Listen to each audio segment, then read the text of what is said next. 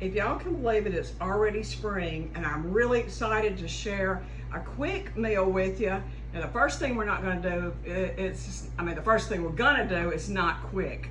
It is, I'm going to show you how to make my mama's caramel pie, but the other things that we're going to make are the bread, the salad, and a pasta shrimp. That's really simple and easy, but we're going to start off with this pie because everybody loved my mother's caramel pie.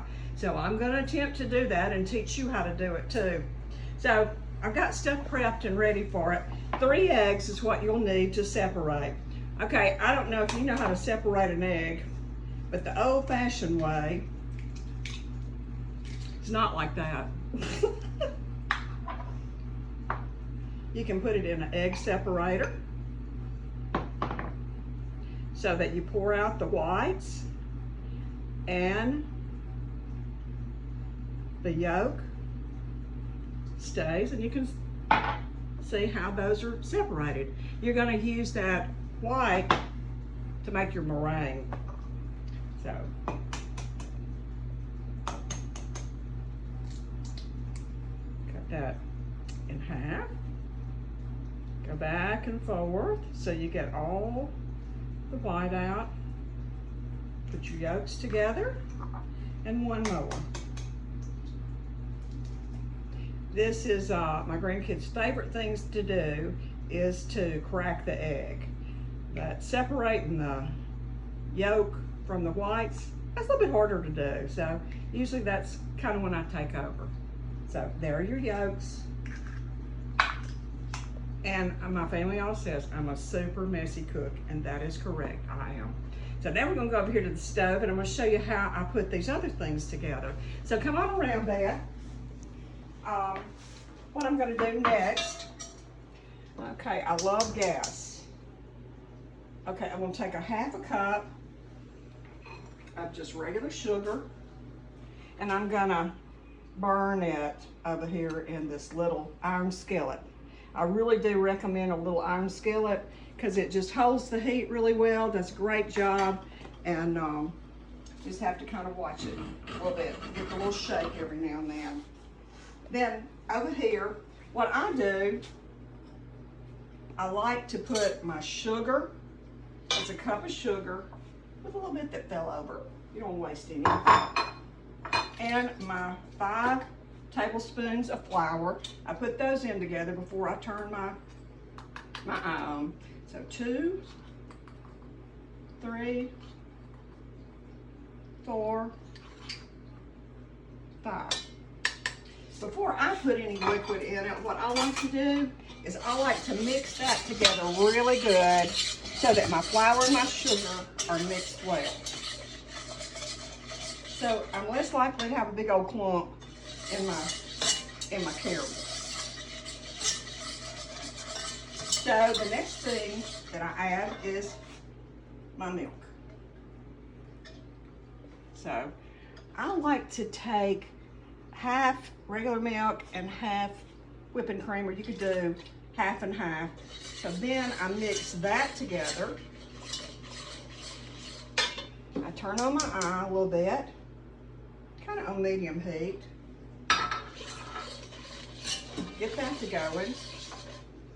Take my eggs, kind of beat those together, pour in and get all that to cook it.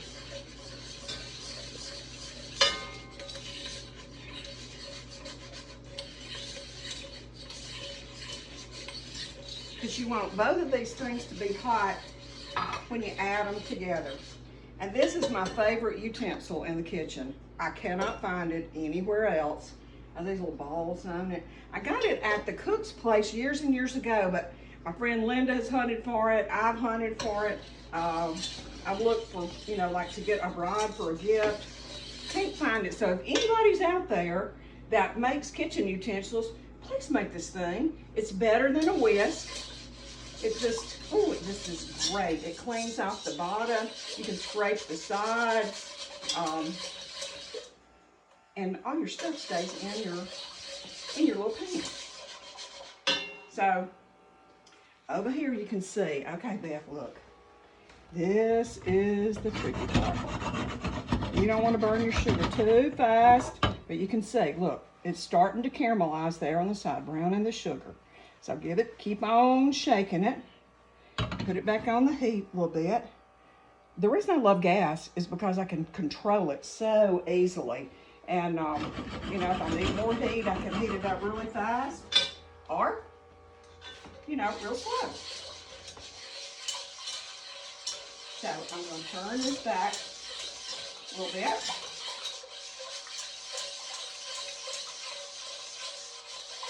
Keep that stirring. You don't want that to stick.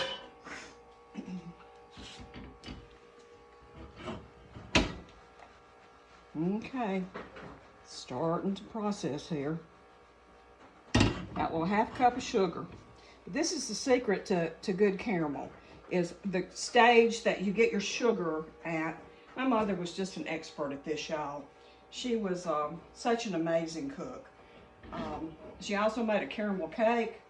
My niece Patsy and I attempted that one day, and we had to sop that icing up and keep spreading and spreading until we could finally get it to a texture where it would at least stay on the cake, kind of. But never ever make caramel on a damp, rainy day, because it will not turn out. But I also invested in a candy thermometer, because it tells you to like cook it till it gets into soft balls. Well, I never know exactly what that is, so this takes a little bit more of the guesswork out of it with that caramel icing for a cake. So I do recommend a candy thermometer. All right, there it's going. Seems like the craziest thing to be doing, doesn't it?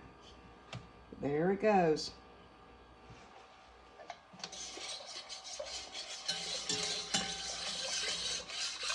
You got a beautiful color over here. I mean, these are old recipes that were passed down from a lot of the ladies out in Evergreen, Mississippi. That's where my roots are from. Out there in the country, kind of Etowah County, Lee County, out that way, past Moorville, in between Moorville and Amory. So, and the Carolina community. So those are my people. McDaniel was my maiden name, and Grandmother Wood was the person that I talk about a lot, and you see her name in my in the magazine when I talk about her.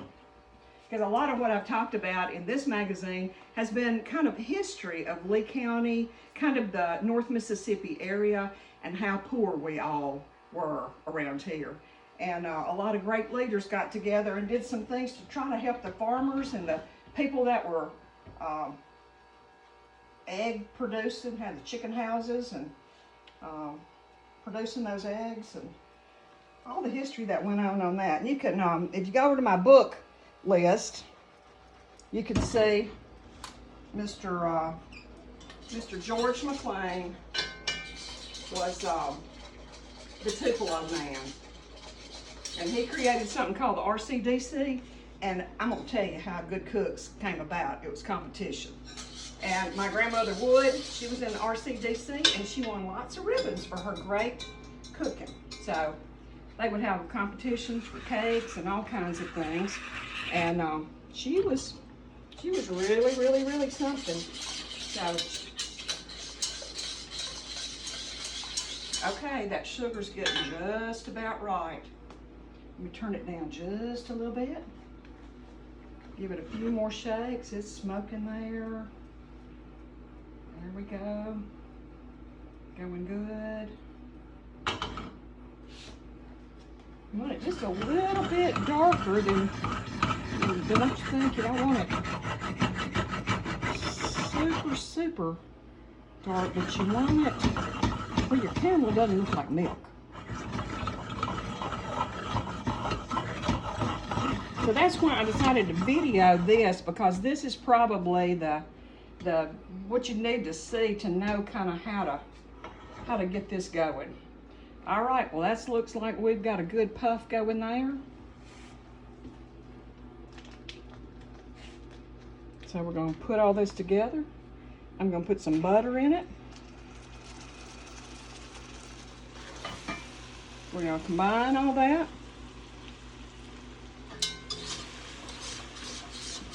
And look what you got. Some beautiful, beautiful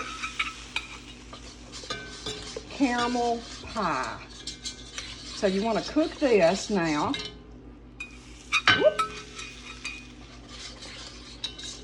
Get it all stirred together because it sets up pretty quickly once you get that stirred together. Put that butter in there. Let me turn off my eye over here so I can place that. I'm gonna turn up my heat just a little bit over here in my caramel.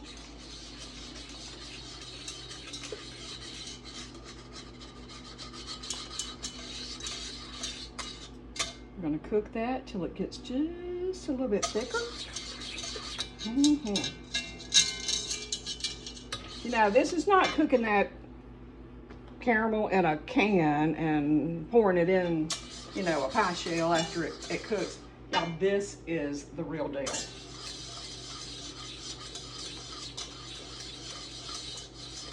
I told B.M. Cleveland I was gonna make him one of these. I made one time and I rushed it too much and it was a little bit runny. So you always need to add some vanilla. So, you know, a good quality vanilla. You're gonna put that in here and let me see, it's 1 teaspoon of vanilla to get that good flavor. I don't really like to use imitation vanilla, but you can, because it's expensive, and hey, I get it. Eggs are expensive nowadays. It's crazy, you know, what things have kind of gone to. But we looked at a deal the other day, you could get eggs for 99 cents, I think. I love my buddies over at Brooks.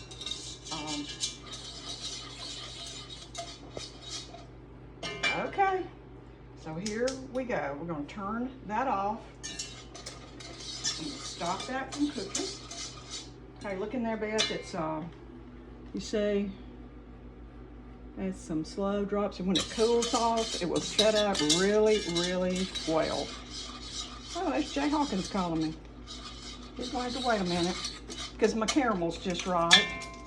And you cook your pie shell now before you get going with all this, okay?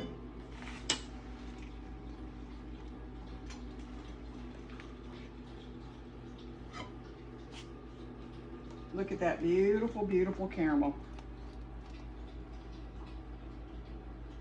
You really need a little help sometimes to help you get all that out.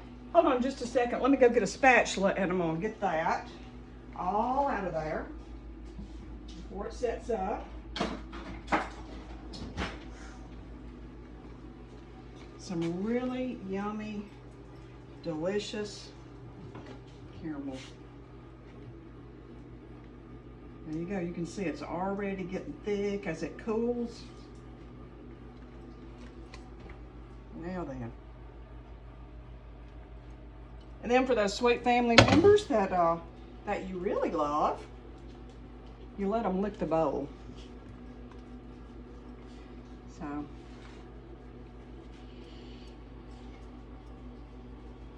and that's how you make a caramel pie. You make the meringue using those egg whites, some cream of tartar, some sugar. And what I'm gonna do, so it doesn't take up all your time, I'm gonna take a picture of it and you'll see the picture in the magazine. But this is the hardest part right here, making that caramel. So I hope that y'all will enjoy my mama's caramel pie because let me tell you, it is delicious. I wanna get in that bowl. So we're gonna be on to the next thing in just a second.